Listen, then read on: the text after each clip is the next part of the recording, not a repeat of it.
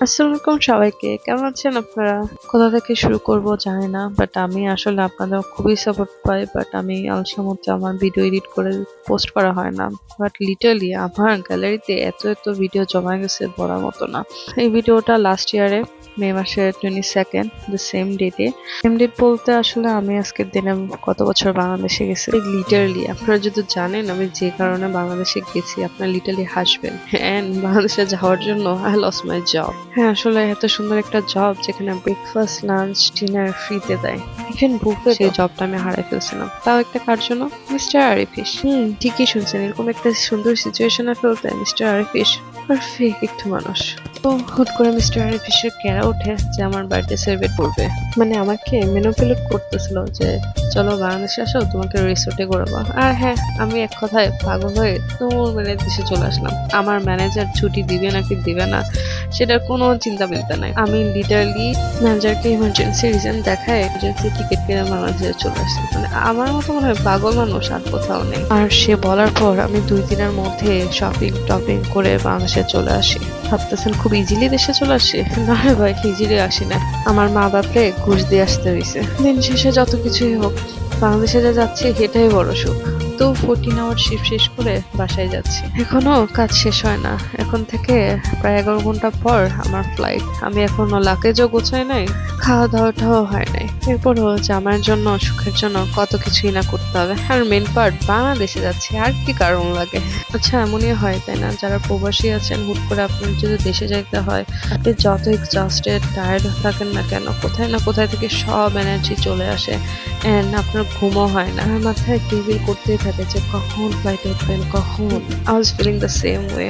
তার থেকে বড় কথা ভালোবাসার মানুষদের সাথে দেখা করতে যাচ্ছি তো আর কি। যাই হোক, কাজ থেকে আসছিলাম 11:30টার সময়। এরপর কাজটা সব সেরে ঘুমাইতে 3:30 না 4টা বেজে গেছিল।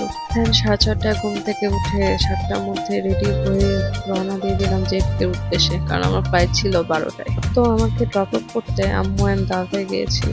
আমি বুঝি না, আমি যতবার দেশে যাই 2-3 মাসের জন্যই হোক না কেন আমার আম্মু প্রত্যেকবার কান্না করে, কারণ আমি একা ট্রাভেল করবো।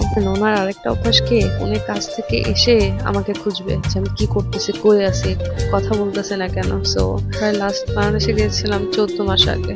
তো দেশে যেহেতু যাচ্ছি 3 মাসের একটা প্ল্যানিং নিয়ে যাচ্ছি। বাসায় বলতে গেলে আমি অনেক কথা বলি, আর আমি যদি বাসায় না থাকি বাসা পুরো সাইলেন্ট হয়ে যায়। সো মিস করবে অনেক, জন্যই আর কি কান্নাটা। এনিওয়েজ, আমার ফ্লাইটটা ছিল ইজিপ্ট এয়ারলাইন অ্যান্ড শকিংলি এমার্জেন্সিতে আমি যে টিকিট কাটছি যেখানে বেশি হওয়ার কথা সেখানে আরো কম হয়েছে। লাইক জেএফকে থেকে ঢাকা যাইতে কস্ট লাগে $1200 থেকে $1400, বাট আমার মাত্র লাগছে $950। Can you imagine? তাও আবার রাউন্ড ট্রিপ। আপনারা হয়তো ফিল করতে পারবে না, বাট যারা আমেরিকা থেকে বাংলাদেশে যায় তারাই ফিল করতে পারবে মানে এত চিপেস্টে কেমনে। এন্ড এটা শুনলে তো আরো পাগল হয়ে যাবে যে আমেরিকা থেকে বাংলাদেশ যাইতে আমার মাত্র 22 ঘন্টা লাগছে, এন্ড বাংলাদেশ থেকে আমেরিকা আসবো এটা মাত্র 20 ঘন্টা flight. Like wow. Flight service ওদের সবকিছু আমার আসলে খুব ভালো লাগছে। আমার জন্য আসলে ফ্লাইট ম্যাটার করে না, চিপেস্ট হইলেই হইলো। আর ইকোনমিক্স ফ্লাইট তো সবই সেম। তো কথা বলতে বলতে কায়রোতে ল্যান্ড করে ফেললাম। এখন আমার next flight Cairo to Dhaka. Finally আর 7 ঘন্টা পর বাংলাদেশের মাটিতে পা দেব। এরপর মিস্টার আরিফিসের সাথে দেখা করবো, আপনাদের অনলি ওয়ান মিস্টার আরিফিস। আমি বুঝি না, আমি এই ছেলেটাকে নিয়ে যখনই ভিডিও পোস্ট করি তখনই ভাইরাল হয়। হ্যাঁ, he is the luckiest one, I mean lucky one. By the way, আপনাকে তো একটা কথা বলাই হয় নাই, আমি যে বাংলাদেশ যাচ্ছি আমার শ্বশুরবাড়ির লোকজন একজনও যায় না। তারা ভাবতেছে আমি তাদের উপর রেগে আছি। বিকজ আমার মামা সাহেবা, মানে দিদার মামার সাহেবা, সেও বাংলাদেশ গিয়েছে 10 দিন হচ্ছে। অ্যান্ড তিনি আমাকে ছবি ভিডিও মানে পাঠাইতে পাঠাইতে পাগল করে ফেলতেছে, একে তো গরমের সময়। অ্যান্ড আমি তো আমের দেশের রানী, সে আমাকে এত লোভ দেখাচ্ছে, আমি তো পাগল হয়ে যাচ্ছিলাম। ওরা ভাবতেছিল যে আমি হয়তো ওদের উপর রাগ করে আছি, মন খারাপ করে আছি, এজন্য হচ্ছে মানে কল টল দিচ্ছি না, আমাকে খুঁজে পাচ্ছে না। যেহেতু আমার পুরা 21 আওয়ারের একটা ফ্লাইট, আমি তো অফলাইন, তো ওরা ওইটা ভেবেই বসে আছে। আমি এখানে একটু ইন্টারভিউ করি। এটা আমার টমেটো দেব চিনি 1 ঘন্টা জার্নি করে 5 মিনিটের জন্য আমার সাথে দেখা করতে আসে।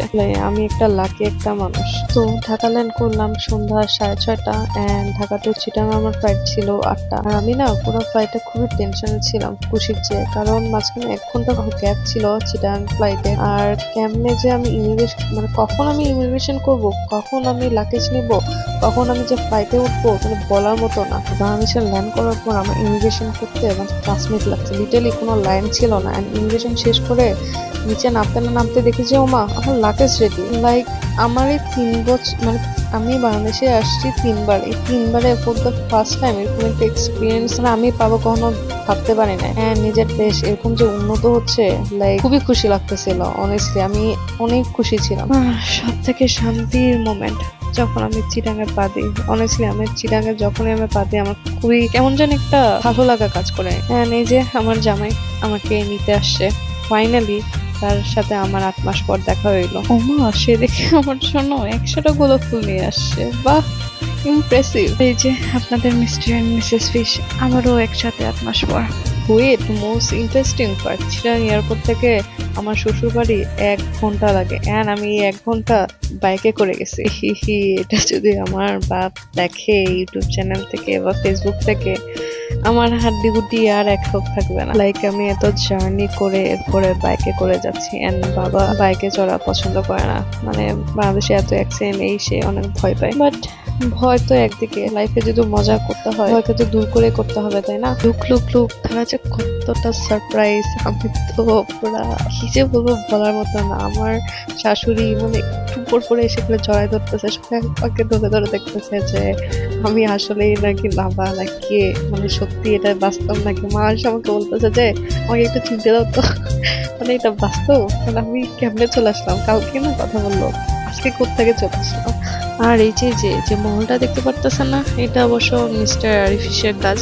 মানে উনি সবাইকে কল করে ম্যানেজ করে বাসায় নিয়ে আসছে, ওদেরকে বলছে যে নাম্বার বার্থডে তোমরা বাসায় আসো, আমরা সিক্রেটলি ওকে বার্থডে উইশ করবো, ওকে সারপ্রাইজ করবো। তো সেখান থেকে আমার ভালোবাসার প্রত্যেকটা মানুষ এখানে ছিল, এন্ড ওরা জানতো না যে আমি দেশে আসবো। এই যে ফ্রেশ পটেটো, তার সাথে আমার প্রথমবার দেখা।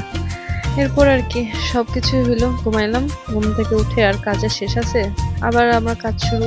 সকাল সকাল মামা সাহেবকে কাজে লাগাই দিছি, লাগেজ থেকে সবকিছু বের করলাম, বের করার পর গোছাতে শুরু করলাম। ভাই গোছাবো কি, আমার ঘর যে অবস্থা বানায় রাখছিল আমার জামাই বলার মতো না।